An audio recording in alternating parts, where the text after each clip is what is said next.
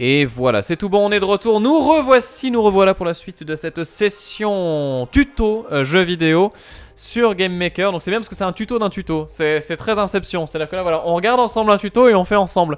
Mais l'intérêt de ça c'est deux choses. Déjà la première c'est parce que le truc est en anglais, donc peut-être que forcément voilà, ça peut vous rebuter un petit peu. Je précise qu'il y a de très bons tutos en français, je vous en conseillerais d'ailleurs je pense. Là j'en ai pas sous le coude en fait à vous conseiller, mais très facilement je peux mettre ça en description de VOD éventuellement.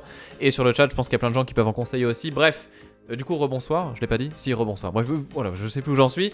Mais donc, oui, tout ça pour dire quoi? Pour dire que oui, du coup, voilà, donc c'est l'inception. Et ce qui est intéressant, c'est que vous voyez qu'on peut aller plus loin que le tuto.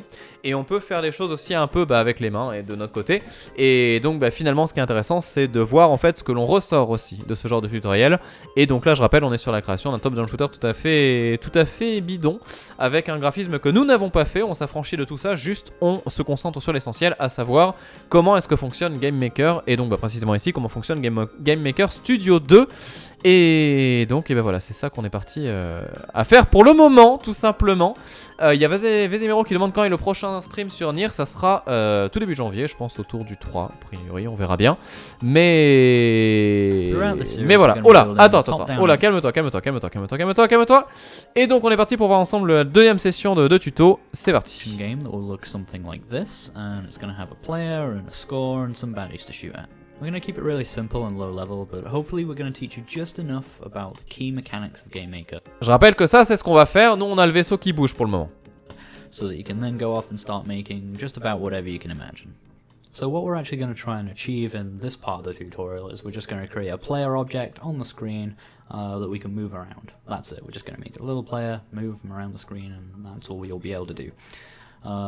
In order to do that, we need to create a couple of things. The first thing we need to make is a sprite for our player, okay? It's going to basically be the image that represents him. The sprite is just any kind of image in your game. So right click where it says sprites and hit create, and that will create a sprite editor inside the workspace. It's worth noting that you can move around the workspace at any time just by holding the middle mouse button and dragging around. You can hold control and zoom in and out. Qu'on est con. En fait, j'étais en train de lire le chat et tout ça. Et du coup, j'avais pas vu qu'on avait switché qu'on n'était pas sur la bonne vidéo. Pardon, excusez-moi. J'ai bugué. En fait, je regardais plein de trucs et du coup, j'étais pas concentré. Excusez-moi. Donc là, voilà. On en est là. Excusez-moi. Attendez. The arrow keys and it points himself towards the mouse cursor, but it's still not really very much of a game. It's not really very much to look at in general, really. So what we're going to do in this part is we're going to create a bullet that our player object can shoot around and create some lovely fireworks. So the first thing I'm going to do, just like before when we made our player object and its sprite, is we're going to make a new sprite for our bullet. So I'm going to right click in sprites and hit create. It will take us back to our workspace and open up the sprite editor. And I'm just going to call this one SPR_bullets. I'm going to click import and just bring in my bullet sprite. Click yes to that, and you see it brings it in fine. And then I'm just going to place the origin somewhere around here in the center of this sprite. I'm not going to use the drop down middle center anymore, so I don't want the origin to be there. I want kind of to mark the center point of this sprite as being around here, inside the sort of main chunk of the bullet itself, rather than sort of the trailing blaze coming from behind it. So I'm just going to click on the image just to place that origin about there. I could type it in precisely with these coordinates if I want to, but it's easy enough just to place it there. So that's that sprite. So now that we have a sprite for that bullet, you can guess what we might want to do next, and that's create a new object for the bullet. So I'm going to right click in objects and hit create, and that'll create a new object editor for us. I'm just going to link that where it says no sprite to SPR_bullet, so we have the bullet attached to the sprite, and call this OBJ_bullet, just in the exact same way that we set up the player object to begin with.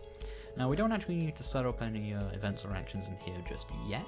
What we're going to do is come back to our player object, and we're going to set up the code in here to dynamically create instances of OBJ bullet on the fly in the game.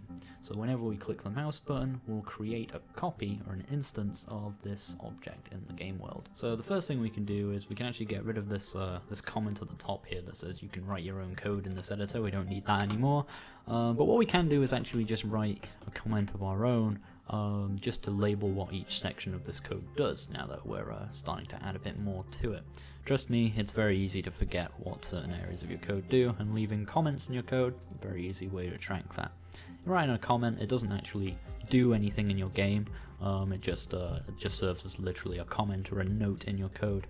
You do it by just typing 2 slashes and you can see the text turns green. Alors juste parenthèse, là il est en train de parler exactement de ce dont je vous ai parlé, c'est-à-dire le fait de faire des commentaires dans le code, et donc du coup voilà, c'est pour ça que nous on avait ça ici, variable là et contrôle ici, ce qui était bien évidemment très important. Alors on va faire petit à petit ce qu'il nous a demandé. Déjà on commençait par, donc je rappelle qu'on avait donc un sprite qui était donc la partie graphique et l'objet qui est vraiment la partie physique, c'est-à-dire le comportement que va avoir du coup par exemple le personnage du joueur ou les ennemis, etc. Donc on commence par intégrer les sprites pour avoir les ressources graphiques, et donc on va créer un nouveau sprite comme il nous le dit avec du coup le fichier bullet que nous avions du coup tout à l'heure. Donc je reviens pas sur tout ce qu'on a vu dans la partie 1, mais en gros voilà, on va définir ici une zone qui sera la zone, le point central, le point clé en fait, l'origine. C'est l'origine, le vrai mot. L'origine du coup graphique voilà, sur le comment dire. Je suis perdu, excusez-moi, j'ai eu un truc, ça m'a déconcentré de ouf. Sur le sprite, donc c'est là qu'en fait voilà, on a notre sprite, on définit une origine, comme ça après si on met des plus 1, des moins 1, etc. ça sera par rapport à ce point là pour tout ce qui concerne ces déplacements. Et en fait pourquoi est-ce qu'on le positionne ici au niveau du centre? C'est parce que justement en fait quand on va le faire apparaître près de notre personnage, on veut qu'il apparaisse de ce point là, de ce point d'origine. Donc il faut que ce soit assez centré, parce que sinon le truc va popper en ayant déjà un écart entre nous, ou alors il va popper de derrière, enfin voilà. Donc c'est très important de le faire démarrer d'ici. Je vous montrerai pourquoi quand on y sera. Là pour le moment en tout cas, croyez-moi sur parole, et on verra ça du coup tout à l'heure. Zut, attendez, j'ai oublié de renommer le truc. Donc je rappelle qu'on a une nomenclature très importante, donc SPR. Comment est-ce qu'il l'a appelé lui?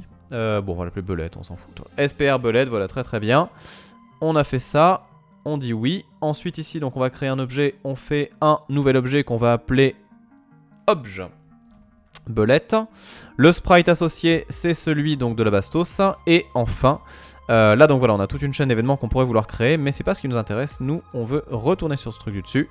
Et surtout, on veut se poser la question de que va-t-il se passer pour faire apparaître les balles à l'écran. Et donc là, justement, ça va venir ici avec la suite du tuto. Attendez, je remets là et on est là. After that, and anything you can write anything after that, anything you want, and it won't be run or interpreted by the game as an instruction. So I'm just going to write moving around there, because that's what that chunk of code does. It controls us moving around and looking at the mouse. Then underneath that, I'm going to create a new comment that just says shoot, okay? And the code we put here is going to control our shooting. So what I want to do is check to see if the mouse button, the left mouse button is being pressed, and if it is, create a copy Merci beaucoup, Ikof. underscore bullet at the position of the mouse for now. We'll see what that does. So I'm going to use an if statement just as I did before. I'm going to type if and then open brackets just as I did before. And this time instead of keyboard check, I'm going to write mouse underscore check underscore button and open brackets and type mb underscore left. Okay. This condition here is doing exactly what I just said we're going to do. We're going to check to see if the left mouse button is currently being pressed. And if all that is true, then whatever we type after this line of code will happen. But sometimes when you write an if statement, you want to do more than just one thing if that statement is true. We only want to do one thing initially here, but we may want to do more later. So what I'm going to do is, instead of simply writing the command immediately after the line, is I'm going to open a pair of curly braces. And by doing this after the if statement, instead of carrying out whatever happens here, we're going to carry out whatever happens inside these curly brackets. Now it's also common practice when you do this to press tab once for every time you open up a pair of these brackets, so that whenever I type my code in here, we can see very clearly when reading the code that it's part of this if statement. If I type everything at the same indentation like this, it becomes harder to see where your if statements start and end, even though the brackets are there, and it just makes it a little bit more human readable to just press tab once and just sort of indent the code that happens inside your if statements. So what do we want to actually happen when we press the left mouse button? We want to create an instance of our bullet object in the game world. So what I'm going to write is instance underscore create underscore layer. And then, as with most functions like this, you typically have to open and close a pair of brackets, and usually have to supply some sort of instructions or arguments to that function to tell it what to do. And you'll see when you write a function like this, GameMaker actually shows you at the bottom here exactly what arguments and values and information that particular function needs. So as you can see, this one needs an X coordinate, a Y coordinate, a layer ID, which we'll come to in a second, and the name of the object that you want to create. So for the X and Y, we're just going to use the coordinates of the mouse. So just separated by commas here, I'm just going to type mouse underscore X, comma mouse underscore Y, and that'll give us the X and Y coordinates of our mouse. Now the next value that we need to supply is the layer. Now all instances in a GameMaker game are arranged by layers, and this is an important change between GameMaker Studio 2 and Studio 1. The layer an instance is on determines the order in which it is drawn to the screen. Each layer is set to a certain depth. Layers with a higher depth are drawn first, and therefore appear behind objects on layers with lower depths. You can create and manage layers from the room editor, which we will come to in a bit. For now, I'm literally just going to write layer, which will take the layer our player is currently on, and we'll create the bullets on that particular layer. After that, add another comma and just write obj underscore bullet. So that will create a bullet on the same layer as our player at the X and Y coordinates of our mouse. So now if I go ahead and run the game, you can see if I hold the left mouse button or if I just click the left mouse button, I can draw bullets all over the screen. Ok, alors, est-ce que vous avez compris ce qui s'est passé? Je pense que oui, mais dans le doute, on va quand même faire un petit topo rapide, histoire que moi aussi j'intègre, parce que là, il y a des choses que j'ai pas forcément bien en tête. Donc, en gros, on a créé une nouvelle section, donc avec un commentaire, hein, je rappelle, ça, c'est pas les choses qu'on est obligé de mettre, mais c'est bien de le mettre pour se repérer, donc c'est pour ça que j'ai fait un truc variable, un truc mouvement, et un truc tir, pour savoir un peu où est-ce qu'on en est. Donc, comment ça se passe? En fait, là, on veut créer un objet. Pas un sprite, hein, j'appelle un objet, c'est-à-dire qu'en fait on veut que de notre... ça va être érotique ce que je raconte.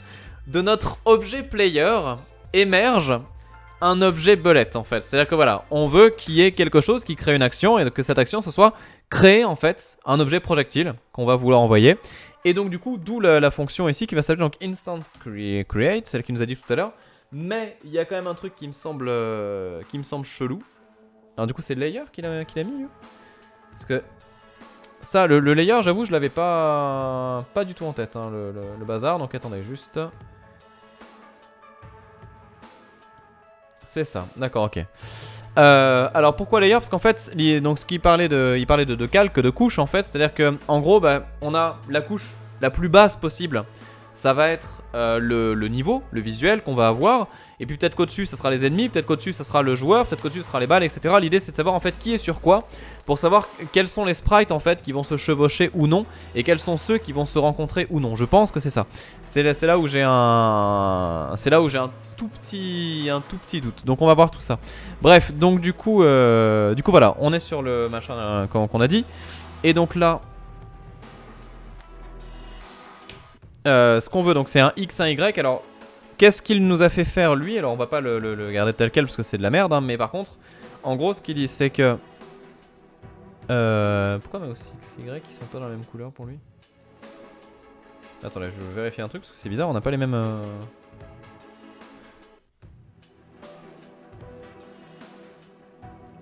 Je suis con. On oublie, j'ai oublié un truc, excusez-moi. Donc oui, du coup, j'avais oublié un détail. Donc ce qu'on veut, c'est que lorsqu'on appuie sur un bouton, il se passe quelque chose. En fait, lorsqu'on appuie sur un bouton, on va créer une balle. Donc c'est pour ça qu'on va faire ici le if, que j'ai oublié tout à l'heure, je sais pas pourquoi, je l'ai zappé. Donc if keyboard check, donc ça c'est ce qu'on a fait tout à l'heure pour les directions aussi. Donc si, à tel frame, le bouton... non bah du coup c'est pas keyboard, c'est mouse check. On va faire la souris, clic gauche. Donc si sur la souris, à la frame... le bouton gauche est appuyé. Voilà. Alors dans ce cas-là, on ouvre la parenthèse. Hop.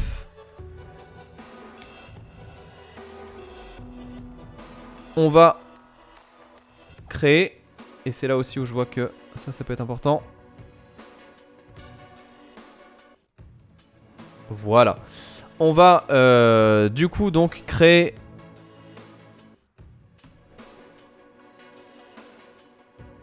sur la couche Du coup, laquelle? Je sais plus. Bah, ça doit être layer 0, layer 1, je sais pas, faut que je regarde, attendez. Parce que je sais plus du coup celle qu'il a. Oui, d'accord, sur layer, ok, point barre. Et ça, je vous dis, je maîtrise pas. Et donc, l'objet, c'est. Que je dise pas de bêtises. Donc, c'est objet bullet, voilà. Donc là, en gros, si je dis pas de conneries, c'est créé. Mais, donc, si je dis pas de bêtises. Donc là, ce qui va se passer, c'est qu'on a dit que quand on appuie sur le clic gauche, en fait, sur la position de la souris, donc sur le X et Y de la souris, c'est ce qu'on a vu donc avec les variables en vert, et ben je crée, voilà, je crée l'objet flamme. Maintenant, qu'est-ce qu'on voit ici? Il y a deux soucis. Le premier souci, c'est que la direction de la flamme est toujours dans le même sens et c'est pas du tout dans la direction qui correspond à la position de notre bestiole en fait. Nous, ce qu'on veut, c'est que quand tu appuies en gros sur un truc, et ben, enfin voilà, quand tu vas créer ton projectile, il faut que ça aille dans la direction qu'on a voulu à la base. Et l'autre aspect d'ailleurs qui est important et qu'ici on n'a pas forcément vu, c'est que donc quand je clique ici, vous voyez que l'origine se pose. Rappelez-vous tout à l'heure l'origine de l'image au niveau de la souris. Si jamais j'avais mis l'origine en haut à gauche par rapport au sprite du projectile en fait, et là on va le voir direct. Donc vous avez vu ici, retenez là, quand j'appuie, ça se met direct sur la position de la souris. Par contre, si ici j'avais changé ça, alors attendez, c'est juste là, voilà. Donc si je mets l'origine par exemple ici, en haut à gauche, vous allez voir la différence et vous allez comprendre pourquoi c'était important de bien le placer tout à l'heure.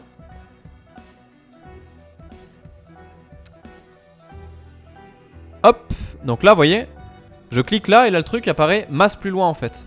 D'où l'importance de bien placer son origine. J'espère que c'était clair comme ça parce que là je suis pas au top du top de la clarté, mais au moins vous saisissez un peu ce que j'essaie de vous raconter. Donc ça c'est très bien, mais il nous manque des choses. C'est donc d'une part la direction et le mouvement bien évidemment, parce qu'après on veut que ça parte de notre personnage et que ça aille au loin. Donc on veut pas le mouse X. En fait ce qu'on va créer, alors attendez, on peut essayer de le gruger, tiens allez on va voir si je suis capable de l'anticiper un petit peu. Donc là en fait ce qu'on va faire c'est qu'on va pas mettre mouse X, on va mettre X tout court en fait.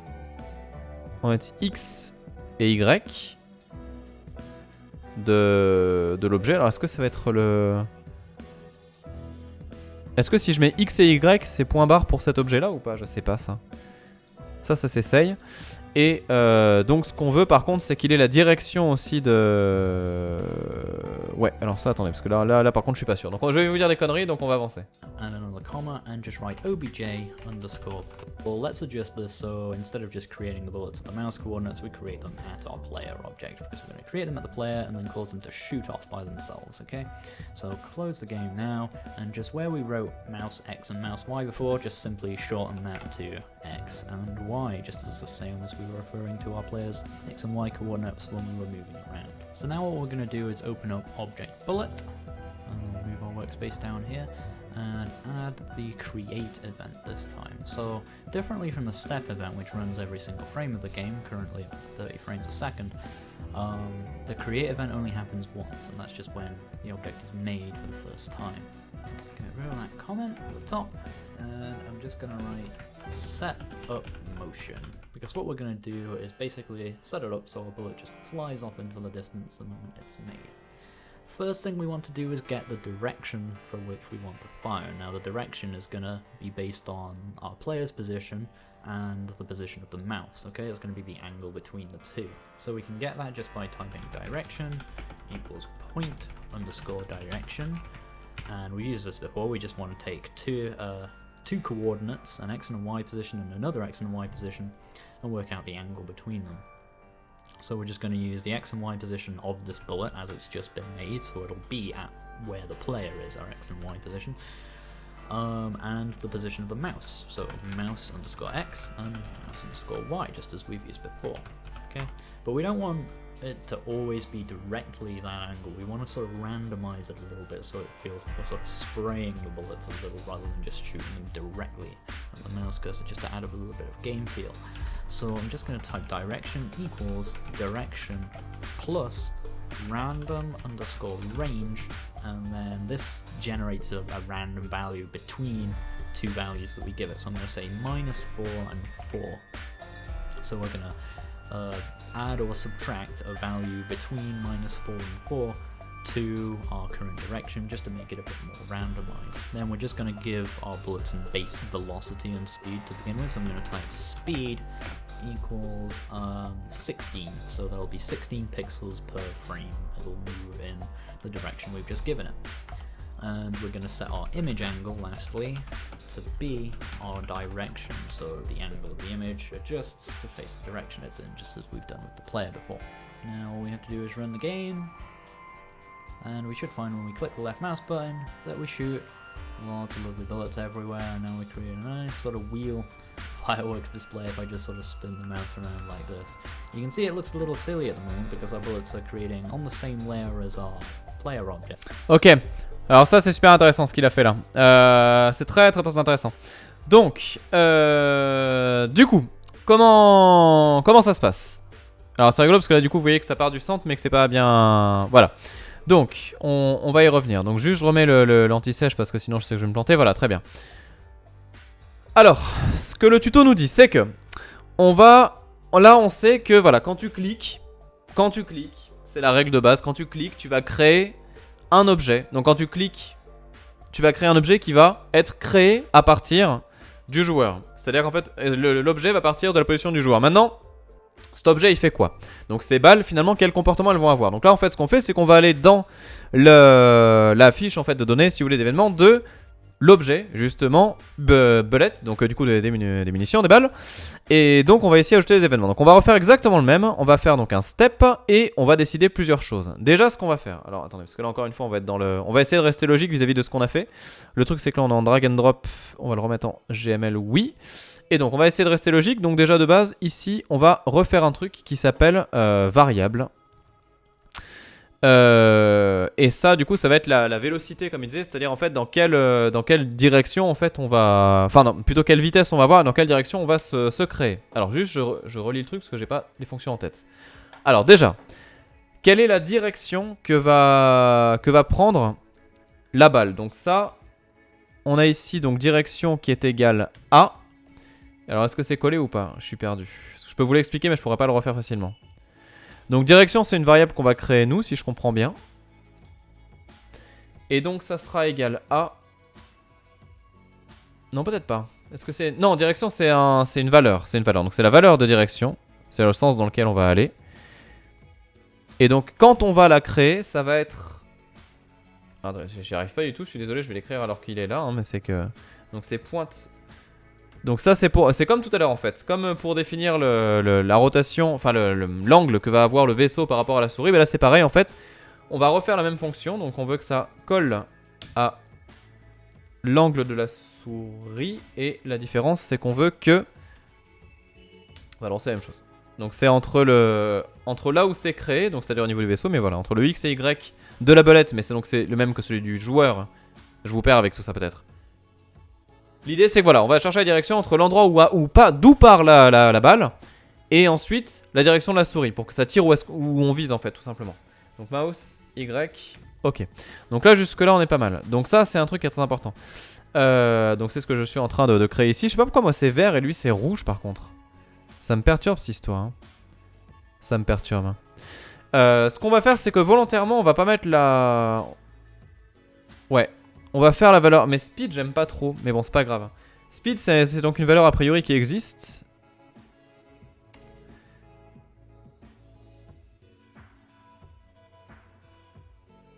Et donc speed on va faire du coup donc comme il voulait lui 16, hein, c'est très bien. Donc là attends, juste on n'est pas trop mal. Je vérifie juste un truc, en fait je pense à autre chose que je veux vous montrer absolument. Ah mais voilà c'est ça. Et c'est l'angle image angle qui sera égal à la valeur direction, c'est ça. Mais non mais c'est bizarre. Mauvais onglet, c'est pour ça que c'est vert. Comment ça?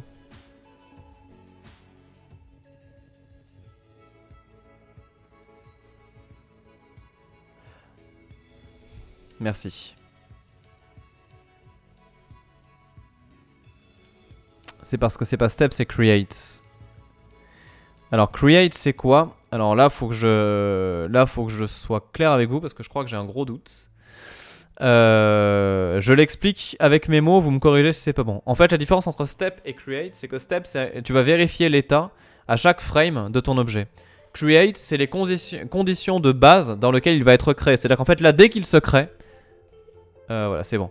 Dès qu'il se crée, il aura une vitesse de 16. Dès qu'il se crée, il aura l'angle. Et l'angle ne va pas être recalculé. En fait, là, l'idée, c'est que, justement, si j'avais mis en step, ça voudrait dire qu'à chaque fois, en fait, la direction de l'objet changerait en fonction de là où il y a ma souris. Mais non, c'est pas le cas. C'est qu'en fait, là, c'est au moment où il se crée, il a cette direction-là et il ne changera pas. Voilà, c'est ça qui est très important. Je suis désolé, j'ai oublié un truc. Et ouais, et donc là, du coup, on a dit point virgule, point virgule, point virgule. Jusque là on n'est pas trop mal. Maintenant pourquoi est-ce qu'il m'embête encore avec cette couleur, je ne sais pas. C'est moi qui l'ai mal écrit ou quoi? C'est trop bizarre ça. Attends, j'ai quand même un doute. Ouais, je sais pas. Je sais pas. Alors c'est vert juste parce que c'est la version. D'accord, ok, ça marche Ryuchi. Bon, du coup on va tester juste pour voir la gueule que ça a, le truc, mais je suis pas sûr que ça... On va voir. Et donc là si on fait ça, voilà. Donc là que se passe-t-il? Quand on tire, donc quand je clique, donc genre, là on récapitule. Attention, ça commence à devenir un peu tricky. On récapitule. Quand je clique sur la souris, quand j'appuie sur le bouton 1 de la souris, il y a une munition qui se crée au niveau du vaisseau. Ça c'est ce que j'ai mis dans l'objet vaisseau. C'est une propriété de l'objet player en fait. Maintenant, cette balle qui se crée, quand elle est créée, elle a des propriétés. Elle est avec l'angle, le sprite est dans l'angle de la souris pour qu'il soit bien dirigé. Et en même temps, il va à une vitesse de 16. Voilà, ça c'est le truc qui est important. Maintenant, là on va parler game design. Vous voulez un jeu qui est un peu de patate. Vous voulez que ça, voilà, ça vibre un petit peu. Vous voyez, quand tu tires, t'as l'écran qui bouge un petit peu. T'as une impression de puissance en fait. Ça, il y a plein d'astuces pour le faire. Et il y a de très bonnes conférences de Vellambir qui existent. C'est-à-dire en fait les gens qui font Luftrausers, pour ne citer que lui. Et donc voilà, et Nuclear Throne. En fait, il y a des gens qui expliquent très bien justement comment est-ce qu'on rend un jeu jouissif. C'est-à-dire comment est-ce qu'on fait pour qu'il soit, enfin jouissif, pour qu'il soit un peu percutant, pour qu'il y ait des feedbacks, pour qu'on se dise putain le jeu il est fun, le jeu il est bien. C'est la mécanique du fun. Et du coup, là en fait, si je tire, ah, ça donne pas une grosse impression de puissance quoi. Tu tires un vieux canon dégueulasse, on a l'impression d'envoyer une mare de pisse. C'est vraiment pas réjouissant, c'est pas très classe. D'un point de vue game design, comment est-ce que tu fais? C'est quoi la solution pour créer justement cette impression de patate et pour virer ça? Et ben c'est exactement ce que du coup Sean a fait dans le tuto. C'est qu'en fait, il a changé un truc, c'est qu'en fait il a dit que direction c'était égal aussi à direction plus une variable aléatoire, donc c'est le random range qui est écrit là, donc je l'ai écrit pendant que je vous le lis. Et en fait, on va avoir de façon complètement aléatoire un choix de valeur entre moins 4 et plus 4. Alors moi je vais mettre moins 5 parce que je préfère. Moins 5, 5. Voilà. Et donc ça en fait ça veut dire quoi? Et bien c'est très simple, ça veut dire qu'en fait quand on va créer quelque chose, la direction qui sera choisie sera celle de la souris à plus ou moins 5 d'écart si vous voulez par rapport à si on devait faire comment dire, si on devait imaginer ça comme une valeur quoi. Je sais pas comment vous le dire en étant comment dire, en étant matheux et rigoureux, j'ai pas les mots, mais voilà, l'idée c'est ça. Donc c'est-à-dire qu'en fait on va rajouter une variable aléatoire si vous voulez sur l'angle que ça va avoir quand on va tirer, tout simplement, sur la direction. Donc là normalement si je fais la même chose, on attend que ça charge. Est-ce que j'ai cassé un truc? C'est possible. Non, j'ai cassé un truc. Attendez, il y a un truc qui va pas. Qu'est-ce qui va pas? Attends. Ah, j'ai mis random rage. Évidemment. C'est la base. La fonction était cassée. C'est une incertitude aléatoire, exactement. C'est une incertitude volontaire sur la direction du tir. Et donc là, vous voyez que du coup, ça donne quand même plus de patates quant à ça. Là, tu te dis, ça va. Là, t'as un vrai tir qui te donne l'impression de ta. Vous voyez, ça vibrote un petit peu là. C'est parfait. C'est même pas assez si vous voulez mon avis. Mais bon, c'est déjà très bien comme ça. Maintenant, le problème, c'est que du coup, c'est quand même assez trop fréquent. Vous noterez que quand on... En fait, là, il y a un souci de tir, c'est que tu tires comme ça, t'as l'impression d'avoir vraiment la mitrailleuse ultime. Nous, on aimerait que ça tire moins souvent. Donc là, maintenant, je suis curieux de savoir comment on fait, parce que moi-même, je ne le sais pas du tout. Donc là, on va regarder la suite du tuto et voir justement comment les choses sont faites. J'espère que vous comprenez un petit peu ce qui se passe. So the angle of the image adjusts to face the direction it's in, just as we've done with the player before. Now all we have to do is run the game, and we should find when we click the left mouse button that we shoot lots of lovely bullets everywhere, and now we create a nice sort of wheel fireworks display if I just sort of spin the mouse around like this. You can see it looks a little silly at the moment because our bullets are creating on the same layer as our player object, and so they're appearing like on top of our player like that, because the game isn't really receiving any instruction about Merci Zahir. those, so it's just creating new M'a fait flipper. drawing them higher than whatever was drawn before. Okay, in order to fix that, we need to create a new layer for our bullets and create the bullets on that layer instead, so that they appear below our player as opposed to above. So let's fix that one now. Let's close this and go to our room editor, and we can see over here on the left our layers at the moment. We have instances and background. The background's a background layer just designed specifically for sprites in the background and not object instances. And you can also create more background layers, but we're interested in our instances layers at the moment. We have one by default that's just called instances, and that's where our player object currently sits. The instance of our player object currently sits in the game world.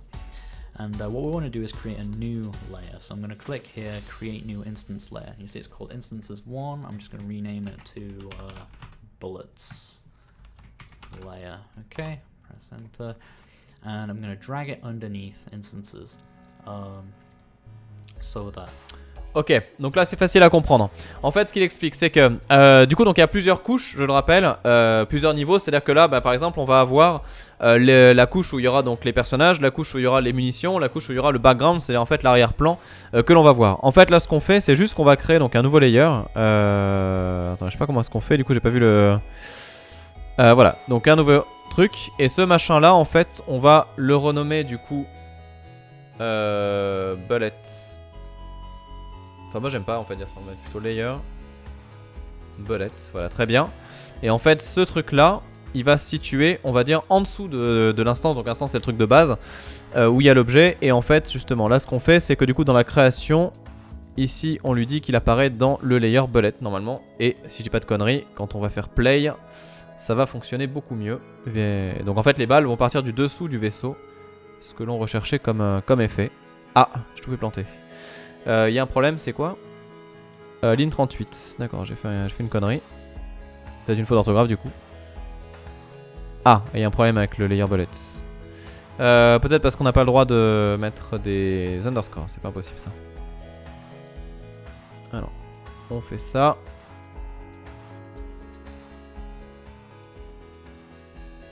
Je pense que ça va être bon.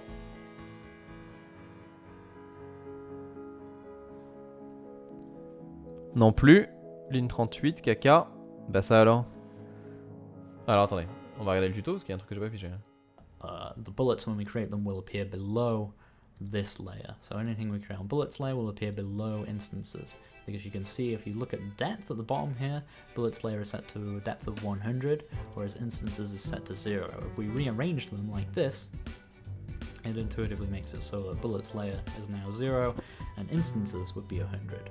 The higher the depth, the deeper into the screen the things will be drawn. They'll be drawn before anything else, so they'll be drawn behind other instances, okay?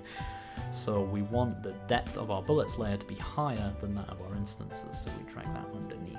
So our bullets layer has the higher depth of 100, and instances has a depth of 0. Now all we have to do is change the layer that our bullets are being created on. So if we go back to our object editor for RubyGeo_player, where we created the bullets in the first place, instead of just creating them on our current layer, let's type in the name of the layer we just made, which is bullets layer. And I've wrapped that in quotation marks because we have to pass the name of the layer in as a string. Ok, c'était ça. Fallait le mettre entre guillemets, donc du coup c'est fait. On va voir. Et normalement là ça devrait aller beaucoup mieux. Fais-nous rêver. Voilà. Donc là ça part bien d'en dessous. C'est parfait. On veut des piou-piou maintenant. Il faut du son là, fais-nous rêver. String. You can't just type bullets layer, you have to type it in quotation marks as a string for layers. That's just how layers operate at the moment. So if I run the game now, you find when you're shooting the bullets, they all appear below the player now instead of just on top of them, because they're being assigned to that layer, which has a higher depth than the layer our player is currently sitting on. The last thing we're going to cover in this particular part of the tutorial series is how to make those bullets not shoot in a continuous stream one every single frame. Or we're just going to slow it down a bit. They'll still fire constantly when you hold the mouse button, but they won't just fire one every single frame like that. We'll sort of create some space in between so that they fire sort of a bit more reasonably. So what we're going to do is we're going to create a new event in our player object. By clicking add event, we're going to create the create event, similar to object bullet, and this line of any code we put in here is going to run when the instance of the player object is made for the very first time. Okay, so it's only going to happen once. What we're going to do is we're just going to write cooldown equals 0.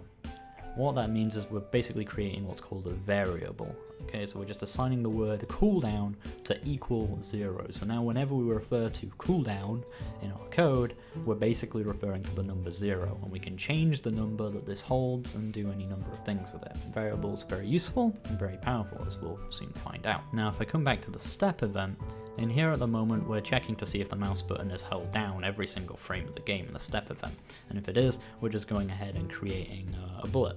But what we're going to do is create basically a small cooldown period. That's what that variable is going to be used for. So instead of just checking if the mouse is held down, we're also going to check to see if cooldown currently equals 0. In fact, we're actually going to check to see if it's less than 1 rather than 0. The reason for that will become clear in a second. So I'm going to type 2 ampersand symbols, which basically represents AND. So if mouse check button MB left and the following condition are true, then do this stuff, rather than just checking one condition. We have to open another pair of brackets for this condition. I'm going to write cooldown less than 1. Okay, so we're going to check to see if that variable that we just made, which is 0 at the moment, if it's less than 1, which it currently is, because that's what we've established it as 0, 0 is less than 1, then create our bullet object, okay?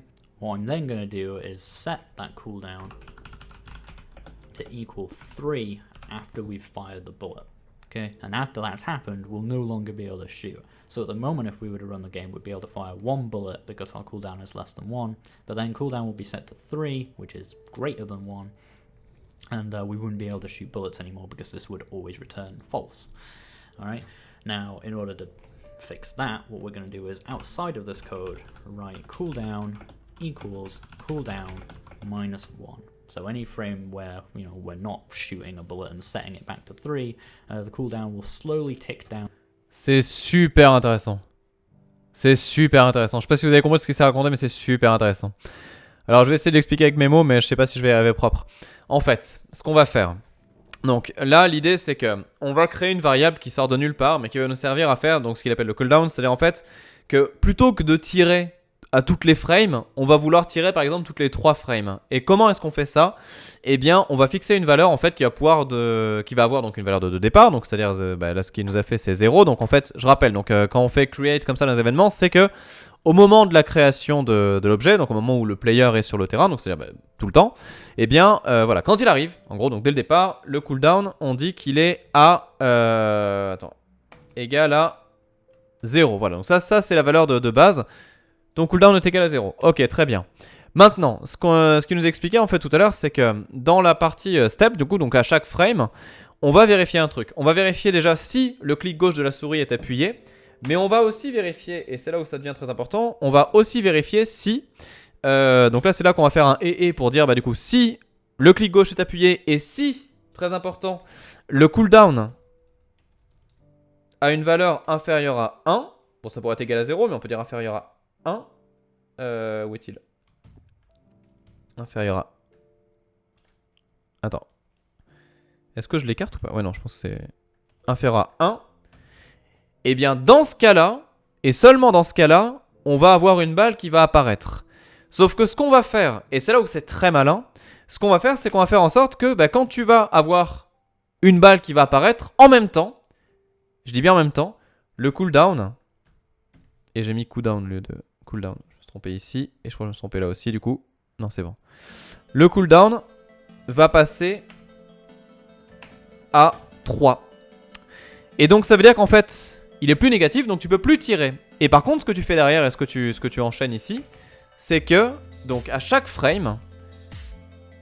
alors attends, à chaque frame, ça va redevenir à -1 si j'ai pas de conneries. Donc cooldown sera égal à cooldown -1, c'est ça? Merde, attends, je me suis trompé parce que j'ai mis la... Ah, chiotte, bon c'est pas grave. Je crois que c'est ça, si j'ai pas de conneries. Donc ça veut dire qu'en fait, on démarre avec un cooldown à 0. Tout va bien. Ah oui mais attends, oui non mais non, je peux pas ça. Ah oui c'est ça, non, il démarre à 0, peu importe qu'ils sont négatifs. Il démarre à 0. Et en fait quand tu vas tirer, dès que tu tires tu fixes à 3.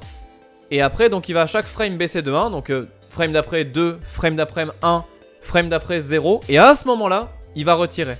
Et donc du coup si on dit pas de conneries, normalement on fait ça. Attendez. Donc là en fait on va tirer une frame sur 3, si on comprend le délire. Est-ce que tout le monde a bien compris ou pas? Exactement. Et là du coup ça tire beaucoup plus lentement. Pour vous montrer ça de façon encore plus évidente, si on fixe le machin à 5 ici. Donc là ça sera, on va tirer une fois toutes les 5 frames. On va voir hein, mais... Voilà. Donc là on tire encore plus lentement. C'est stylé en vrai. C'est stylé. Ça, vous savez ce que... Attends, ça, il y a un truc qui va être trop bien. C'est qu'après, on pourra faire des power-up. Ce qui n'est pas du tout prévu dans le tuto. Mais ça va être marrant. Parce qu'après, du coup, on pourra fixer le... On pourra fixer le cooldown ici à moins et tout ça. Enfin, ça va être assez marrant. Voilà. Si c'est égal à 0, ça marchera pas. Bah si, Zahir, pourquoi ça marcherait pas? Et donc, vous me dites, il faut mettre les machins à la fin. Oui, c'est ça. Tac. Très bien. Bon bah voilà, ça avance bien cette histoire là. Alors, Zargulov qui me donne des trucs. Oui, je sais qu'on peut changer, mais là je reste en très développé d'un point de vue langage pour que ce soit clair pour tout le monde, pour les gens qui sont surtout pas à l'aise avec les maths ni la prog. Ce qui est mon cas en même temps.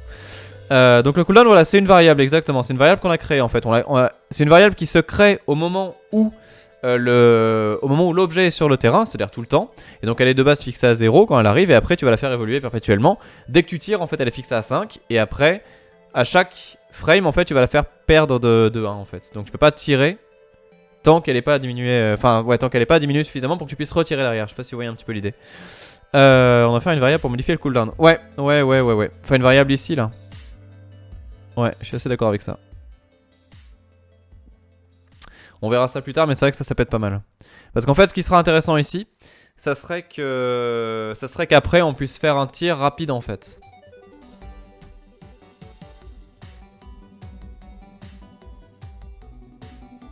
Ou alors, ce qu'on peut faire... Ah, ça peut être marrant. Ou alors, ce qu'on peut faire... Attendez. Non. On va faire ça comme ça. Et on va faire un « et » ici.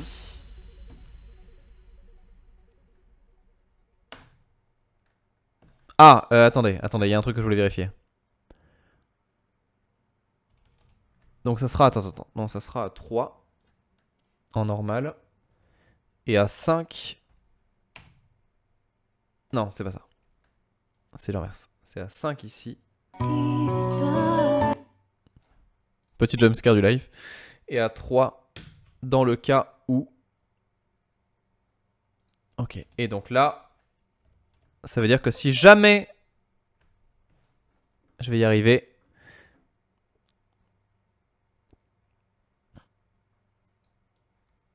Donc là, ce que je suis en train de faire, en fait, c'est de dire que... Si jamais... Le bouton de souris gauche est appuyé. Et si jamais... On a le bouton droit également qui est appuyé. C'est ça pour le sprinter, ouais c'est ça. Oh, faut que je mette contrôle en fait pour le sprint, mais c'est pas grave. Et bien dans ce cas-là, en fait le cooldown va se réinitialiser à 5. Donc ça veut dire qu'en fait, ce que je viens de faire là, c'est que si jamais on sprinte pas, c'est important. Si j'ai... Ah, c'est pas vrai, ça n'a pas encore... Ah non. Si jamais on sprinte pas, et bien dans ce cas-là, on tire plus vite. C'est l'idée. Alors je vais voir ça.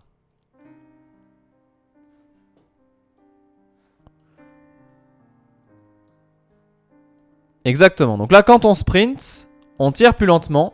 Et quand on arrête de sprinter, on tire plus vite. C'est pas flagrant, mais c'est important. Vous voyez l'idée? Donc encore une fois, je rappelle le principe de base de tout à l'heure par rapport au tuto, c'est que quand on vous explique quelque chose, il faut toujours aller plus loin. Et là, typiquement, on est allé plus loin. Vous voyez? Donc ça veut dire que tu peux aller plus vite. Alors il faut que le sprint soit plus significatif que ça, hein, parce que là pour le moment il est un peu tout mou. Donc on va le changer. On va mettre à 8 par exemple. On va doubler la vitesse. Mais voilà un petit peu l'idée. Bientôt les power-up. Exactement. Exactement.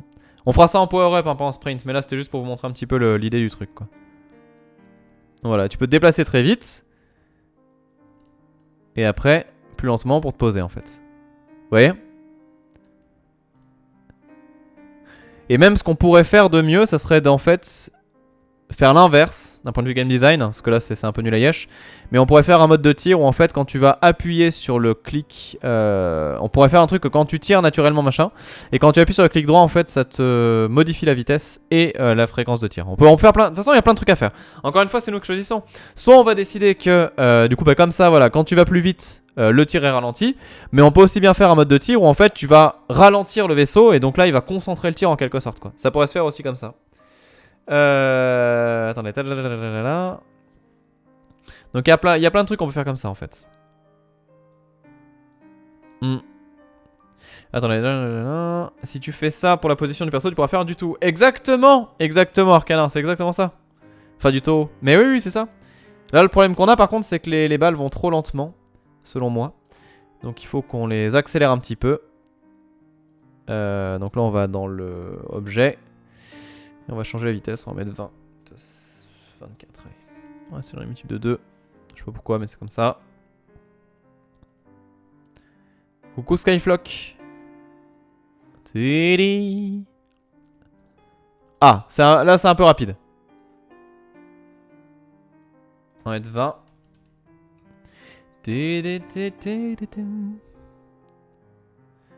On va voir. Ouais, là c'est mieux là.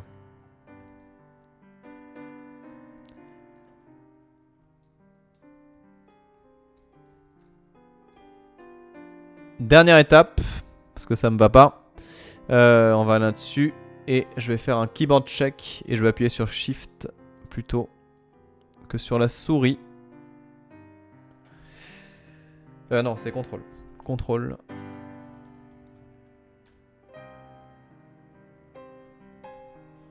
Right. Voilà, très bien.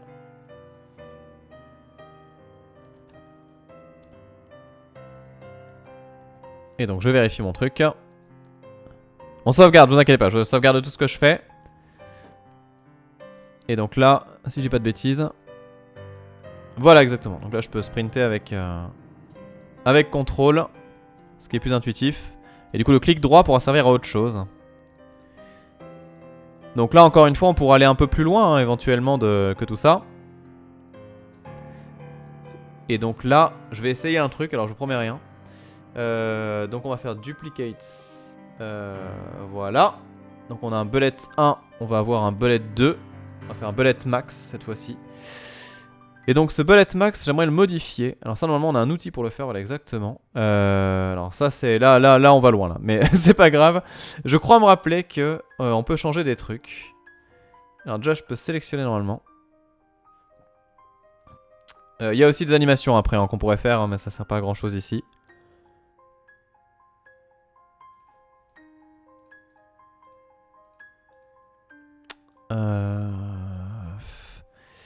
Ils mettent pas beaucoup parce que je sais pas. Je sais le faire sur Photoshop en fait, mais je sais pas le faire bien ici. Pour sélectionner une couleur et le faire en 2-2 et pour agrandir aussi le bordel. Si je fais ça par exemple. Ouais, non, je peux pas l'agrandir facilement. Alors attendez. Attends. Je vais prendre juste une seconde. Je vais aller sur Photoshop. Je vais juste faire un truc en 2 secondes. En fait, l'idée c'est que je veux changer la taille de la belette. Et la couleur. Et je veux faire un tir secondaire. Alors vous allez voir ça. Hop.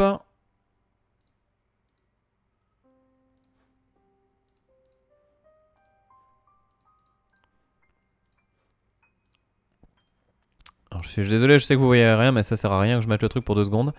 On a dit qu'on était sur quoi? Donc c'était document, game maker, machin. Il y en a vraiment pour une fraction de seconde, ça va aller très très vite. Tuto en ressources, voilà, image. La belette elle est là. Voilà. Et ensuite donc tu fais...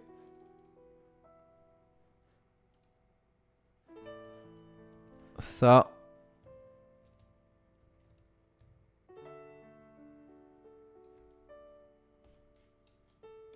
Voilà. Et je change juste la couleur. Teinte et saturation. Donc ça c'est un truc, c'est Gruge Photoshop, hein, c'est pas... y a rien de méchant. On va la faire en rose peut-être. Ouais, rose c'est pas mal.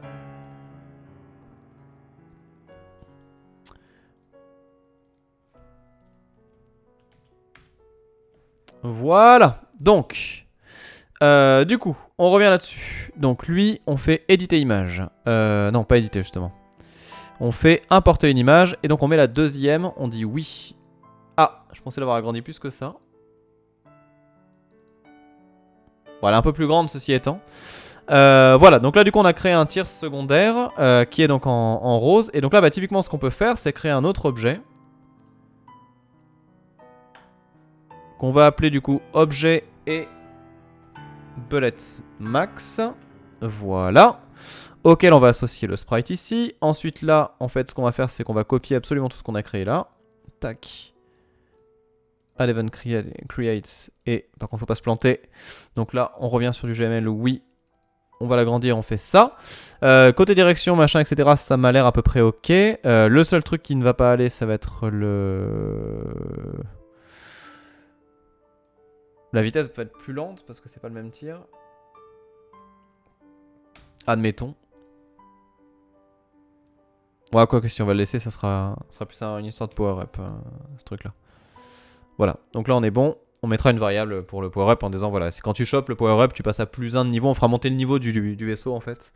Et comme ça, en fonction du niveau du vaisseau, qui sera proportionnel au nombre d'ennemis qu'on va tuer, on deviendra plus puissant. Et donc là, du coup, bah, par exemple, juste pour le tester, on pourrait faire un check, c'est-à-dire bah, du coup dire que quand tu vas cliquer droit, en gros, ça va créer la même. Alors là, c'est le moment où on se perd. Attendez. Principal. Et là, on va faire un truc, donc tir secondaire. Je sais que je vous perds un petit peu, mais c'est pas grave. Je vous promets qu'on revient vite. Voilà, donc là, c'est la même chose, sauf qu'on va faire donc right. Donc on fait, quand on clique droit, on va créer un objet qui va s'appeler du coup bullet du coup max. Et qui aura exactement les mêmes propriétés. Alors, est-ce que ça marche ce que j'ai fait là? On va voir, attention. C'est là où ça va être beau. Oui! Mon dieu, ça fonctionne! Incroyable! Donc voilà, tir principal, tir secondaire. Bon, le secondaire est pas beaucoup plus gros, mais... Mais voilà, on peut faire des nuages de couleurs. C'est magnifique, c'est magnifique. Donc voilà, tout ça pour vous dire quoi? Pour vous dire que ça fonctionne. Que ça fonctionne. It works, et encore une fois, et j'insiste, et c'est important... Vous voyez qu'en 3 coups de cuillère à peau, eh bien, on a plus ou moins refait ce qu'on a déjà fait une fois. Donc on intègre mieux, on arrive à refaire, on arrive à reproduire, on arrive à faire des variantes si on le souhaite. Et d'ailleurs, même mieux que ça, on peut se dire que l'objet bullet est moins précis que l'objet autre. Donc lui, ça va être un range par exemple de 7 parce qu'on sera nul au début. Et lui, bah, vu que c'est mieux, on aura un objet avec une range de 4 par exemple. Voilà, très bien. Tac et tac, et comme ça en fait on personnalise, et encore une fois, à partir d'un tuto qui est somme toute assez basique, on peut développer par-dessus et faire des choses qui sont plus intéressantes et qui vont plus loin. Même on cherche un peu de game design. Donc là vous voyez que le tir par exemple, regardez, là c'est flagrant, le tir ici est vraiment très très diffus, alors que là, il est finalement un peu moins. Pas tant que ça, mais un peu moins quand même. Si ça se voit quand même. Vous voyez un peu l'idée ou pas? Est-ce que ça vous parle ou pas trop? C'est un tuto, mes Voilà. Si tu maintiens les deux, ça fait quoi? Si tu maintiens les deux, ça garde celui sur le... Non, si tu maintiens les deux, ça garde le clic gauche. Mais ça, limite, on s'en fout parce que de toute façon, tout à l'heure, Enfin, tout à l'heure. Pour la prochaine fois, je ferai pas... Enfin, le clic droit sera un missile, par exemple. Mais pas la même chose. Le missile qui sera peut-être dirigé par l'ennemi, d'ailleurs. Et oui, c'est ça. Ça peut être super intéressant, tiens, encore une fois. Allez, perspective d'évolution. Bon, après, il faut y penser. Mais perspective d'évolution. On va créer des ennemis après. Et quand on aura un ennemi, maintenant qu'on sait comment est-ce qu'on fait pour diriger le missile en fonction de la direction de la souris, et ben on peut très bien envisager qu'on va utiliser la même fonction pour faire en sorte qu'à chaque tick, à chaque frame, le missile va se réorienter pour aller progressivement vers l'ennemi en fait. Et oui, c'est intéressant ça. C'est intéressant. Donc oui, je dis oui, on ramassera des missiles. C'est bien, c'est très très bien. Tu peux tellement faire un jeu avec une belette, tu peux toucher un ennemi, une couleur. Mais bien sûr que ça. Et en fait, voilà, là, c'est génial. Là, je vous le dis, c'est le meilleur moment. Donc, Kouska qui a compris. Là, en fait, vous voyez, on arrive sur quelque chose qui est ultra important. C'est le game design. Et c'est là où ça brille. C'est-à-dire qu'en fait, au début, on fait des tutos pour apprendre à faire des choses, pour avoir des armes, en fait, de techniques. Et si vous avez beaucoup joué, si vous avez un peu de créativité, à chaque chose que vous faites comme ça en tuto, vous vous dites, putain. Mais du coup, là, je fais Ikaruga, quoi. Parce que du coup, je fais des ennemis qui réagissent à une couleur ou à l'autre. Et du coup, comme ça, je peux faire un jeu qui ne sera pas le même jeu que si je fais des missiles. D'ailleurs, on peut le faire, ce truc de Ikaruga. Si vous voulez, on peut le faire. Moi, ça me dérange pas du tout. Et voilà. Et ça, c'est trop intéressant. Ça, c'est trop intéressant. Parce que justement, on est capable de ça. Et du coup, après, c'est là qu'on va commencer à vraiment créer du jeu vidéo. Et c'est pour ça que j'insiste avec ça. Le truc de faire un tuto Game Maker, ça peut avoir l'air chiant, ça peut être long. On peut se dire, mais j'ai pas envie de faire un tuto, je veux faire mon truc dès le début, là, allez hop, on y va et tout. Mais non, les amis, ne faites pas ça. Faites au contraire le maximum de tutos, mais quitte à vous en dégoûter de faire des petits jeux de plateforme, des petits jeux de machin, des petits jeux de scoring, des petits jeux de ceci, qui vont vous être montrés comme ça, en faisant ce que je vous montre ici, en allant toujours un petit peu plus loin pour pas s'emmerder et faire juste du recopiage. Parce qu'il faut pas recopier, faut toujours refaire. C'est important, recopier c'est bien, mais refaire c'est mieux. Et parce qu'on intègre mieux et tout ça. Mais l'idée, c'est ça. C'est de dire que, après, on a autant d'armes pour pouvoir faire plein de choses, en fait. Et même si les jeux qu'on fait derrière sont bidons, ben, c'est pas grave, en fait. Parce que ça, c'est nos jeux. Et donc, finalement, eh bien, on arrive sur du game design. Et on arrive sur ce qui est vraiment le truc que l'on cherche à la base quand on fait ça. C'est-à-dire faire du jeu vidéo. Et faire du jeu vidéo, c'est quoi? C'est avoir des problématiques. C'est avoir des envies d'expérience de jeu. C'est se poser la question du fun. C'est se poser la question de l'émotion. C'est se poser ce genre de trucs-là. Et ça vient petit à petit. Mais sans armes, tu ne fais rien. Tu vas pas composer du Chopin si avant, t'as pas appris tes gammes. Bah là, c'est la même chose. Donc vraiment, c'est pour ça que c'est important de faire à la fois du... Comment dire de faire à la fois du tuto et de garder ces idées là. Et vous voyez typiquement bah voilà, là c'est un cas parfait justement où là on est en train de faire un top down shooter à la con avec un vaisseau où à la base le tuto fait pas rêver. Et on est en train de se dire bah du coup ce que je vais faire c'est qu'au fur et à mesure je vais essayer de l'adapter ce tuto pour amener quelque chose qui va me faire du Ikaruga. Et ce qu'on peut faire, et là ça serait très marrant, je sais pas si j'aurai le temps, mais ce qu'on peut faire qui serait très marrant c'est que si vous avez bonne mémoire en fait là on est plus ou moins en train de faire le même genre de jeu que ce qui se passe dans le piratage de Nier. Et bien là le premier truc qu'on peut se dire c'est et ben dans ce cas là ce qu'on va faire c'est qu'on va choper un petit peu des vidéos de gameplay machin et tout ça, on va rejoindre un petit peu à Nier Automata pour voir comment on fait le piratage et on le refait en pixel art et ou en 2D ou un truc accessible en tout cas et on essaye de refaire le même et puis bah du coup essayer d'amener peut-être des règles nouvelles etc, faire des niveaux, créer des niveaux de ça et justement à partir de ça. Donc encore une fois perspective d'évolution, perspective de progression et c'est vraiment là-dessus en fait que j'insiste, c'est pour ça que je vous en parle longuement plus que juste dérouler le tuto. C'est que là voilà, qu'est-ce qu'on fait après ça? Là on n'y est pas encore, on va terminer le tuto, d'accord? On aura le score, on aura le machin, on aura ce qu'on veut. Et ben on peut très bien se dire, maintenant je vais faire le même jeu, mais avec ma touche à moi. Et donc ma touche à moi ça peut être quoi? Bah là voilà, typiquement on pense à des choses qu'on aime bien, on se dit bah voilà, pourquoi est-ce qu'on ferait pas un Hotline Miami par exemple? Bah du coup tu crées ton perso, tu crées ton machin et tout. Le but c'est pas de vendre un jeu, le but c'est pas de faire le jeu révolutionnaire, le but c'est même pas de faire un jeu qui sera joué. Le but c'est de se lancer des défis en fait. Et là le défi ça peut être quoi? Ça peut être... Bah ouais, carrément, on se fait le piratage de Nier, vu qu'on sait faire ça en fait, on a fait la moitié du taf quoi. Et donc après on pourra créer par-dessus.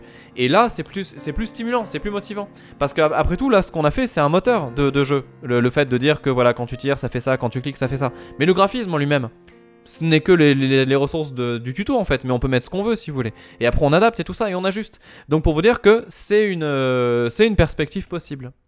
Voilà, j'insiste avec ça parce que c'est vraiment... c'est vraiment la mécanique, si vous voulez, de l'apprentissage. Merci Kinjin qui s'abonne à la chaîne. Merci beaucoup à toi. J'espère que j'en ai pas raté d'ailleurs depuis tout à l'heure. Mais c'est vrai que voilà, c'est vraiment ça. C'est vraiment ça. Et après, qu'est-ce qui vous empêche de partir loin dans l'originalité, même avec des choses simples en fait? Parce que la seule limite, c'est votre esprit dans ces moments-là. Mais avant de vouloir faire le meilleur jeu du monde, avant de vouloir créer des trucs de dingue, avant de vouloir partir très très loin, il faut faire simple en fait. Et il faut se donner des armes, il faut se donner des outils, il faut comprendre le logiciel.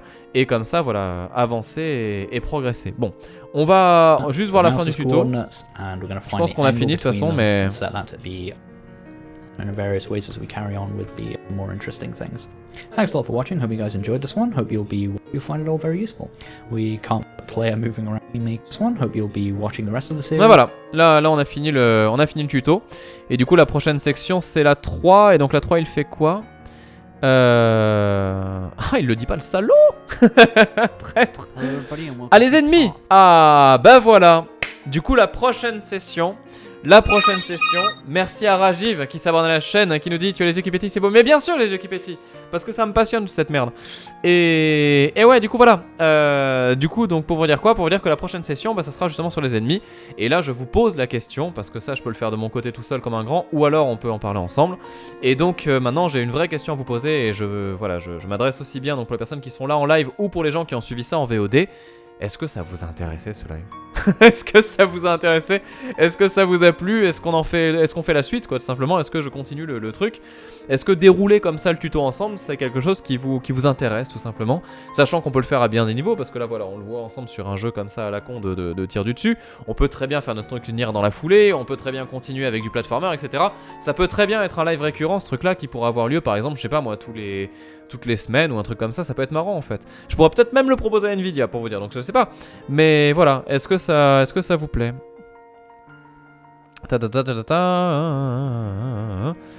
D'accord, putain mais c'est ouf. Alors j'ai une vraie question, c'est pourquoi ça vous plaît? Parce que du coup c'est quand même chelou. On est en train de dérouler un tuto que j'essaie de vous commenter tant bien que mal, mais surtout mal sur la point de vue mathématique et tout ça. Donc je veux pas vous emmerder avec ça quoi. Mais oui, mais c'est ça, moitié Nier, moitié Ikaruga, mais on peut faire tellement de trucs, Ouska, on peut faire tellement de trucs. C'est super marrant, machin, etc. On veut la suite. L'ennemi sera des emotes de Twitch. Exactement. Non, mais c'est cool. C'est cool. Bon, bah écoutez, si ça vous plaît, c'est tant mieux. Maintenant, le truc qui serait cool, le truc qui serait vraiment cool, ce serait que vous fassiez le vôtre aussi, que vous suiviez le même tuto et que vous fassiez vos variantes à vous. Et ça serait trop bien. Pourquoi je vous dis ça? Parce qu'en fait, là on va faire le même tuto, mais ça serait génial que à la fin du truc, quoi, que la morale ce soit, on avait le même tuto mais on n'a pas fait le même jeu. Et ça c'est important. Et de savoir bah, du coup que voilà, que déjà avec un tuto pour faire le truc, mais après faites ce que vous voulez, vous pouvez changer le graphisme, vous pouvez changer changer le concept même du jeu en fait. C'est-à-dire en fait, à partir de ce tuto, qu'est-ce que vous allez faire en fait? En se limitant dans le genre, bien sûr, sortez pas un platformer, hein, mais c'est juste pour dire voilà, qu'à partir de ça, vous êtes arrivé à faire quoi? Ne trichez pas, si vous connaissez Game Maker par cœur, ne nous éblouissez pas avec un truc qui défonce. Je parle aux gens qui débutent comme moi. Mais voilà, je pense que c'est chouette en fait de partager tout ça comme ça. Et donc n'hésitez pas à me le dire et à m'en parler. Jopin nous dit demande à MV, plus les gens se font chier, plus ils aiment ça. C'est le 1 de MV, le fameux. Le logiciel est gratuit dans sa version d'essai Nearwing et tu peux faire déjà pas mal de choses. Et là, tout ce qu'on a fait là, je pense que version d'essai, tu y vas tranquille. La version payante coûte 30 balles à l'année, c'est un abonnement annuel. C'est assez cher en soi, mais bon, c'est moins cher que le prix d'un gros jeu par exemple. Après, tout dépend de l'investissement que tu y mets. Mais je pense que c'est très important dans ce cadre-là de pas se laisser emporter par la frénésie du truc et de se dire, je prends déjà la version d'essai, je regarde ce que ça donne, je vois si ça me plaît, je fais ce que je peux avec, et si jamais vraiment ça me branche, bah là je vais au-dessus quand j'en ai besoin. Mais tant que vous n'en avez pas le besoin technique de cette version complète, restez sur la version simple en fait. Ça sera, je pense, bien meilleur tout simplement. Voilà. Du coup je remets le lien du tuto pour les gens que ça intéresse et qui voudraient du coup faire leur truc. Voilà, vous avez le tuto qui est là. Et vous avez derrière bah, du coup les assets graphiques et sonores qui sont dispo dans le truc. Je regarde juste combien il y a de vidéos dans la playlist pour voir un peu combien de temps non. Il y a 8 vidéos, donc là on en a fait 2, c'était assez long. C'était ce que je me suis un peu étendu sur des trucs. Mais je pense qu'après ça ira plus vite. Mais globalement voilà, donc il y a là on a fait... Ah, c'est intéressant ça. Bah du coup, la prochaine fois, donc le prochain live de ça, vu que ça a l'air de vous intéresser, on fera les ennemis et on fera l'arrière-plan, a priori. Et donc quand est-ce qu'on fera ça? Bah écoutez, je pense demain. Je pense qu'on fera ça demain en début de journée pour rester un petit peu chaud dans le truc et tout ça. Donc demain début de journée, je pense qu'on peut se programmer ça, peut-être le matin, peut-être le midi, on verra bien. Sachant que voilà, je vous rassure, les lives de Nier reprendront aussi bientôt, normalement voilà, d'ici le 2-3 janvier à peu près. Et voilà, tout simplement. Je sais pas quoi vous dire de plus, si ce n'est que bah, j'espère vraiment que ça vous plaît et je suis content de partager ça avec vous. En fait, c'est cool parce que vu qu'on se fait un tuto, c'est sans pression quoi. Quand je dois imaginer des trucs comme j'avais fait sur Super Meat Land en me disant putain là je dois faire ça, comment on va faire ça et tout, c'était très compliqué. Mais là, le fait qu'on reprenne un tuto, ça me rend les choses plus simples parce que du coup je les révise pendant que je vous l'ai dit. Et surtout, ce qui est cool, c'est que je connais déjà un peu le logiciel, donc je vois un peu plus loin que ce qui nous est raconté, donc je peux quand même vous faire un peu le retour là-dessus. Et après, là où on va s'éclater, c'est quand on va parler game design, parce que là déjà, ne serait-ce que se poser la question des munitions, comment est-ce qu'elles vont, comment est-ce qu'on va faire, de la vitesse, du sprint et tout ça, vous voyez, le fait de rajouter, enfin aussi vous expliquer la méthode d'apprentissage en fait. Ça, c'est un truc qui est vraiment cool, donc voilà, je suis content de pouvoir le faire via ce biais-là. Et vraiment, j'insiste, j'espère que ça vous plaît. Ni Rikaruga. Non mais en vrai, Kouska, je pense que là, ça serait intéressant de plancher sur comment est-ce qu'on pourrait faire un truc stylé du piratage de Nier. Et là, faudrait que j'invoque Loyfel et des gens qui sont ultra fans de Nier Automata, qui se rappellent très très bien de tout le scénar, pour essayer d'intégrer ça en tant que fan game qui s'inscrit dans le lore du jeu. C'est-à-dire en fait faire une sorte de truc où par exemple on a Nines qui va se mettre à pirater un truc on ne sait quoi, je sais pas, un truc cohérent si possible, qui s'intègre dans le jeu directement, donc qui se déroulerait éventuellement juste avant Nier Automata. Ou peut-être qui... ouais, je sais pas. Un truc qui spoil pas le scénar si possible, ou très peu. Et qui... ouais. Ou un peu, si ça peut en fait, si c'est un fangame. Mais genre un piratage de Nines d'un truc qui est random au possible. Qu'on peut pas pirater normalement, peut-être Pascal. Et de faire un vrai truc en fait qui... Là on va loin quand on pense comme ça. Mais un vrai truc qui du coup a une logique dans ce qu'on va découvrir. Et comme ça on écrit un petit micro morceau de scénar, ça serait marrant. Donc ouais, ça pourrait être rigolo. Ça pourrait être très très rigolo. Vraiment. Et donc du coup faire un truc de piratage infini avec plein de machins, plein de niveaux et tout ça. Enfin plein, une dizaine de niveaux, on va dire ça comme ça. Avec éventuellement un petit boss final ou quoi. Et puis dans Pascal on trouve Emile et voilà. J'en sais rien. En vrai genre, oh on pourrait pirater Emile. Ah ça pourrait être stylé. On pourrait faire un fangame où on pirate Emile. Bon, techniquement c'est pas possible. Mais je trouverais ça très très drôle en vrai. Donc ouais. Ça pourrait être très marrant. Ah, c'est vrai, dans le DLC, il y a un truc en... Ah, stylé ça, Louis. Fanfic incoming, exactement. Mais pour pouvoir faire ça, il faut vraiment que tout le monde soit raccord sur le scénar et que ça soit logique. Donc il faut vraiment qu'on se mette bien, pour les gens qui connaissent très très très bien l'histoire du jeu, pour que ça soit cohérent et qu'il n'y ait pas de couac scénaristique, quoi. Mais si on le fait, ça pourrait être marrant. C'est... ouais. Ça pourrait être vraiment très très drôle, quoi. Mais vous voyez ça là, c'est ça qui est bon, vous voyez. C'est quand les idées elles fusent, que ça émerge dans tous les sens et tout ça. Et là c'est là où c'est fabuleux. Par contre après, je vous le dis de suite, pour les gens qui sont là en train de se faire le feu dans la tête en disant putain je vais faire ça et tout, il y a un moment qui est très difficile, c'est le retour à la réalité, c'est quand tu dois faire tes assets graphiques. Et je sais que pour Super Meat Land ça a été la douche froide de ouf, parce que je me suis dit putain je vais faire un Meat Boy Game Boy et tout, ça va être génial. Et quand j'ai commencé à faire mes tuiles de niveau, je me suis rendu compte de ce que c'était que de faire des tuiles et de à quel point c'est le truc le plus nul qui existe au monde. Parce qu'en fait, c'est un fait de dire ça, mais tu te fais tellement chier. Parce que tu dois faire plein de variantes d'un petit truc. Et en fait, tu te rends compte qu'il t'en faut des milliers. Et donc du coup, c'est comme si tu devais jouer au Lego, mais tu dois faire tes Lego d'abord, quoi. Donc c'est moins drôle. Mais ceci étant, après, je pense que voilà, le piratage de Nier, c'est quand même pas le truc visuellement le plus détaillé du monde. Donc je pense que c'est jouable.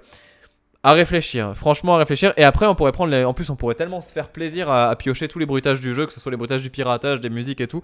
Il y a vraiment moyen de se faire ouais, il y a vraiment moyen de se faire un truc marrant là-dessus. Bref, donc voilà. Funter qui nous dit à toi, un gamin il a l'air refait. Mais oui, mais bien sûr. Non mais ça, c'est là on touche du doigt ma plus grande passion de tous les temps quand même. Donc évidemment, parce que le jeu vidéo j'adore ça. Mais vraiment c'est dans mon sang, quoi. Mais la création, c'est dans mon âme, c'est encore pire. C'est vraiment le truc où vraiment c'est là où je me régale le plus. C'est comment décortiquer les jeux, comment est-ce qu'ils sont faits, pourquoi il y a ça, pourquoi c'est fait comme ça et tout. Et quand tu le fais toi-même, mais c'est tellement divin, quoi. Donc voilà, c'était le détail. Attendez. Le moment où tu te rends compte que le moteur intégré n'est pas suffisamment n'est pas suffisant, que tu dois tout refaire de zéro. Ouais, Goku, ça doit être une autre douche froide. Mais je pense que là, on sera pas... Je pense que là, on sera pas limité par ce qu'on veut faire, à moins vraiment qu'on ait une ambition un peu dégueu, mais là, normalement, ça devrait aller. Non, mais en plus, j'imagine tellement la tête d'Emile en boss de fin et tout. Où tu dois d'abord péter les yeux et machin. Oh là là là là là là là là là. Et après, t'as... Bref, c'est franchement... Franchement, il y a des trucs qui peuvent être marrants. Ça sera dégueu, ça sera vraiment dégueu et ça sera un moche fan game, mais ça serait très très drôle. Et on pourrait lui trouver un autre nom, parce que du coup, il y a Nier Gestalt, Nier Replicant, Nier Automata. Et là, faudrait mettre Nier quelque chose, je ne sais pas. Nier Decima, pourquoi pas. Ah, il y a plein de trucs à faire. Il y a plein de trucs à faire.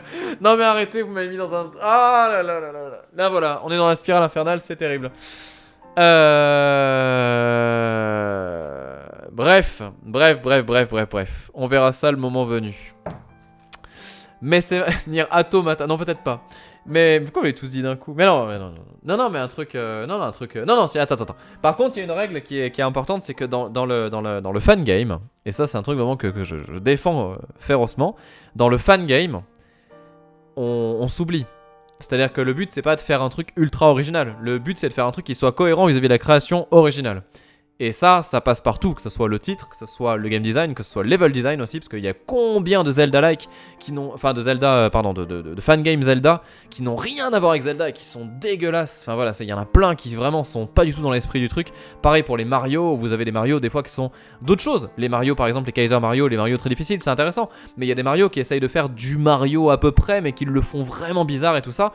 Et donc vraiment, faut le faire au moins dans la mesure du possible, dans la logique du game design original, quoi. Donc voilà, ça c'est un peu le truc. Mais voilà. Non mais... En vrai, Nier Decima, moi ça me plaît. Hein. Mais bon, bref. Dégueu mais fun, et ça c'est beau. Exactement, Funky Cool. Et ça sera le mot de la fin. Et là-dessus, eh bien, écoutez, je vais vous laisser. Je vais vous laisser pour de bon, que ce soit pour le live ou pour la VOD. Donc, ce qu'on fait, c'est qu'on verra du coup demain. On continuera le tuto. Je rappelle, ne pas se laisser emporter. On termine le tuto. Et on va jusqu'au bout de cette connerie de gameplay à la Ikaruga. En plus, du coup, c'est marrant. Et donc voilà, du coup, on termine tout ça. Je vous dis du coup à très bientôt, bien évidemment. Donc c'est-à-dire du coup voilà, peut-être demain, sinon au pire après-demain ou après-demain, mais je pense que voilà, j'irai pas si tard que ça. Et puis passez tous une très bonne fin de soirée, une très bonne nuit, reposez-vous bien. Merci de votre présence, c'était très cool de faire ce live vraiment. Et du coup enfin voilà, ça faisait très longtemps tout ça. Et là de se retrouver là-dessus, franchement ça fait plaisir parce que ça m'avait manqué et parce que enfin voilà, plus personnellement, je vous l'ai dit, hein, je suis passé dans une phase qui était très compliquée en décembre, moralement c'était l'enfer, et donc là du coup de revenir un peu en pleine forme, et en même temps de voir que vous êtes là et qu'on passe du bon temps, et c'est le principal en fait, et c'est vraiment génial. Donc du coup voilà, un très très grand merci à vous, et là-dessus je file pour de bon. Passez tous une très bonne nuit, je vous dis à très bientôt, bonne fin de journée aux personnes qui verront ça en VOD sur YouTube, et bon courage pour les personnes qui entreprennent la même chose que ce qu'on est en train de faire ici, c'est-à-dire ce fameux tuto, Game Maker, machin, tout ça, bref, bon courage à vous, bye, à la prochaine, bye.